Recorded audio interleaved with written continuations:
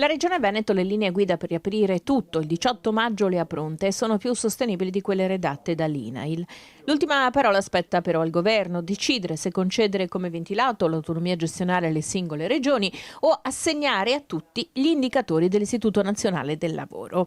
Entro venerdì il governo dovrebbe sciogliere la riserva ed indicare la strada con un nuovo DPCM, nell'ambito del quale spetta poi ai singoli governatori muoversi con le ordinanze. Qui ci vuole intanto un atto giuridico, nel senso che ci dovrà essere un DPCM.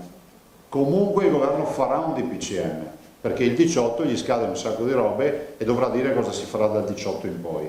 In quel DPCM, da quello che si è concordato, ci sarà scritto che ci sarà un'apertura di minima e dopodiché tutto quello che sarà in aggiunta, quindi di ulteriori aperture tipo, che so, i bar, i ristoranti o altre robe, saranno a discrezione delle regioni sulla base di un piano e degli indicatori sanitari.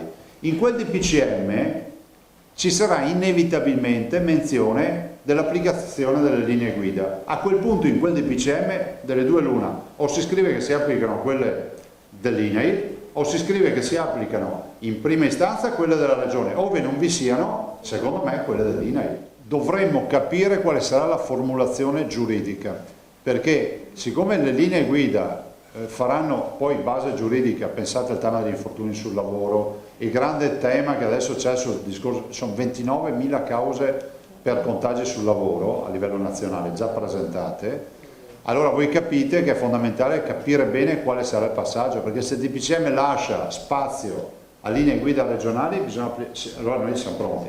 Se il DPM dice INAIL e non Plus Ultra è la devastazione, perché non si parte così. Quindi questo non te lo so ancora dire, stiamo trattando. Intanto avremo le linee guida da applicare, sono un ristoratore, distanza tetrauri, l'igienizzante eccetera.